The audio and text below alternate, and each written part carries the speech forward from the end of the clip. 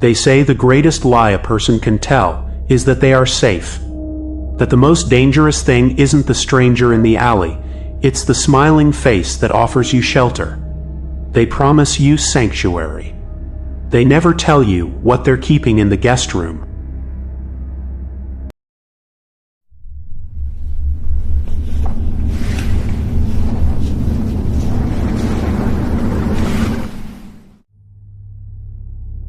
This isn't a story about possession. This is a story about a gift that was never a gift. A story about a young woman who was sent away to study and instead became the curriculum for something that hungered for a home. Family, gather close. This is the dread Codex. And the story begins in a place where hospitality was a lock and something else had the key. My name is Thomas. I do not trust a rent that seems too low. I do not eat food offered by a landlord with empty eyes. This is why. In the fall of 2017, my niece Grace left our small town in Vermont, a pre-college program in Salem, Massachusetts, a town of witch history kitsch and salted wind. She was bright, fierce, a scholarship kid, clutching her acceptance letter like a ticket to a bigger world.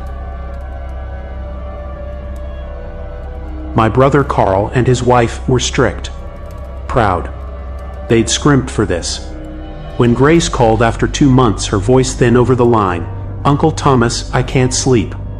The air feels thick here." They told her it was homesickness. Nerves. Push through.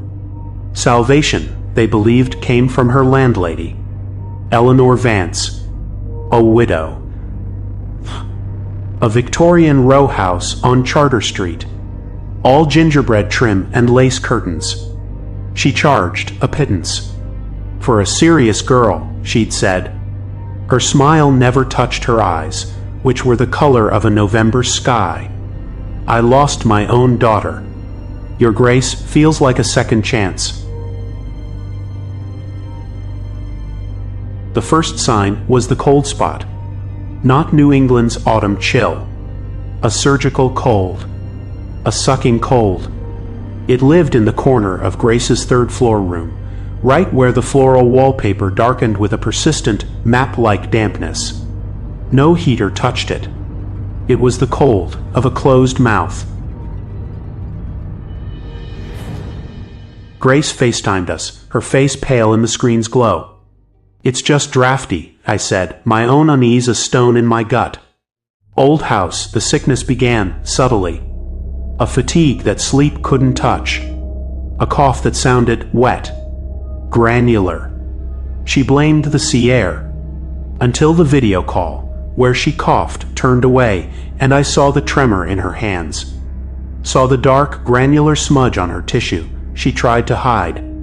Her texts grew sparse, then strange. She makes me rose-hip tea every night. Says it'll sweeten my dreams. It tastes like soil I hear humming in the walls. A lullaby. But the words are wrong, we dismissed it. Stress. Until Carl drove down for parents' weekend. He found her room oppressively still. The air smelled of beeswax polish, and beneath it, the coppery tang of old meat. Grace was a ghost of herself. Shadows pooled so deeply under her eyes, they looked like bruises. Her gaze kept flicking to that damp corner. "It's not a draft, Dad," she whispered, her voice raspy. "It breathes from there. And at night, it stands in the breathing." Carl, a pragmatic engineer, checked for mold, for gas leaks. He found nothing. Mrs. Vance brought up a tray of shortbread. "She studies too hard," she clucked, her hand resting on Grace's shoulder. Her fingers were long, pale, and Grace flinched as if branded. "She needs a mother's care." Desperate, Carl called Father Malloy, our family priest, back home.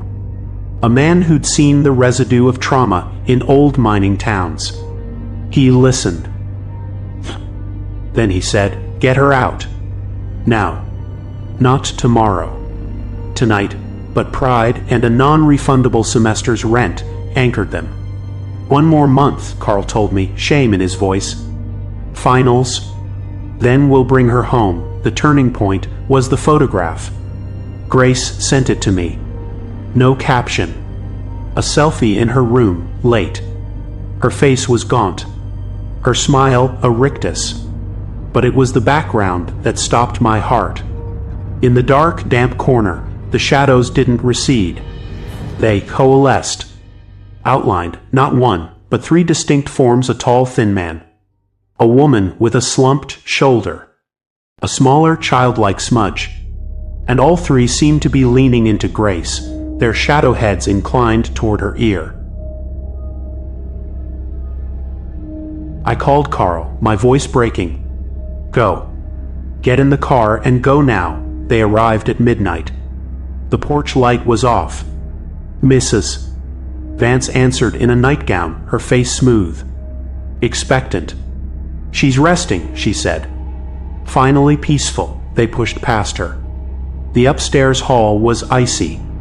From behind Grace's door came a sound, not crying. A low, guttural chanting. A harmony of rasping voices that were not hers. Carl threw the door open. Grace was on her bed, sitting upright, eyes wide and unseeing. Her lips moved, but the voices, a man's baritone, a woman's whisper, a child's warble, came from her throat. Layered. Speaking over each other. "She's ours now. The gate is open. Sweet girl, sweet flesh, a cleaner house than the last. Don't take our new home away, Mrs. Vance stood in the doorway, smiling beatifically. "They're finally happy," she whispered. "My family. They needed a young vessel. My daughter, she grew too old for them. They grew angry. Grace is so fresh, it wasn't possession. It was an infestation. A parasitic spiritual transfer. The widow wasn't housing a ghost. She was a landlord for a trio of hungry, discarnate things, passing them from tenant to tenant to spare herself. We tore Grace from that room. She fought us, a strength in her limbs that was not her own. As we carried her down the stairs, the house seemed to sigh. All the doors along the hallway clicked shut in sequence. We drove straight to Father Malloy. He performed an emergency blessing in the church parking lot. At the words, "Begone all spirits of corruption," Grace arched off the ground. A triple-voiced shriek tore from her, a sound of tearing metal and weeping children. She went quiet, opened her eyes. They were hers again, just haunted. We thought it was over. We were wrong. The things from the Charter Street house were not exorcised. They were evicted, and they wanted their home back. Grace's recovery was a lie. She'd sleep for 14 hours, then wake exhausted. She began sleepwalking, always to the coldest corner of any room, where she'd stand facing the wall, humming that wrong lullaby. Then the marks appeared. On her back, 3 sets of parallel scratches, like the desperate grip of 3 different-sized hands. And on her sternum, a burn in the shape of a keyhole that wept a clear, icy fluid. Father Malloy consulted an older friar. His verdict was a death sentence. "It's not a demon. It's a habit," he wheezed. "A spiritual habit, formed by a trapped, suffering family. The widow found a way to channel them. They've grown accustomed to living through the young. They've tasted Grace's vitality. They've imprinted on her soul's address. They will follow the scent until they're let back in." We tried everything. Prayer, iron, salt, constant light. It worked in fragments. We dare to hope. We even took her to a cathedral in Boston. She lit a candle, seemed at peace. It was a trick. The things weren't gone. They were hiding, waiting for her to return to a threshold they recognized. The final revelation came from a private investigator.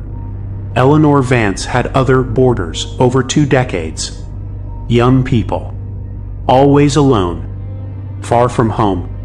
Several left abruptly. 2 were institutionalized. 1, a boy from the late 90s, committed suicide. In his note he'd written, "They won't get out of my skin. She says they're just looking for a home." We took Grace to a remote retreat.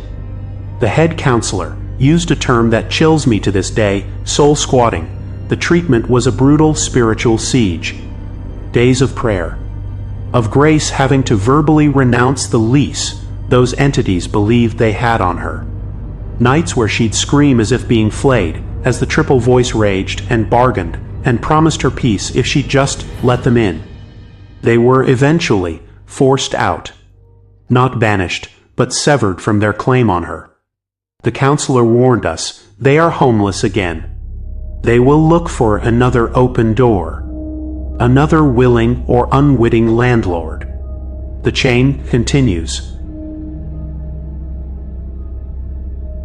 Grace came home. She is here, physically. But the cold spots in our house shift. Doors unlock themselves. Sometimes at 3 a.m., the scent of rosehip tea and damp earth seeps from the heating vents. And on Grace's worst nights, she wakes speaking with a voice not her own, begging, "Please, we're so cold, we just need a place to stay." This is the story of the Charter Street tenancy. It is not a possession story. It is a spiritual foreclosure. The most profound evil does not always attack. Sometimes it applies. It reads your loneliness, your need, your ambition. It offers a room at a discount. It presents itself as care. It mistakes consumption for custody and a human soul for a vacant property. So listen closely, family. If you are ever offered a sanctuary that feels too generous, too perfectly timed, if the cold settles not in the room, but in the core of who you are, if you feel the gentle, persistent pressure of something that believes it has a right to reside within you, refuse. Some people are not haunted by the dead, but by the desperately, greedily homeless. And some kindnesses are not shelters, but transfer agreements for a tenant you never agreed to host. If you have a story that haunts you, send it to contact.thedreadcodex@gmail.com. Your truth becomes our tale. Your likes and comments keep these stories alive. Until next time, may your doors be your own. May your home be only yours. Good night.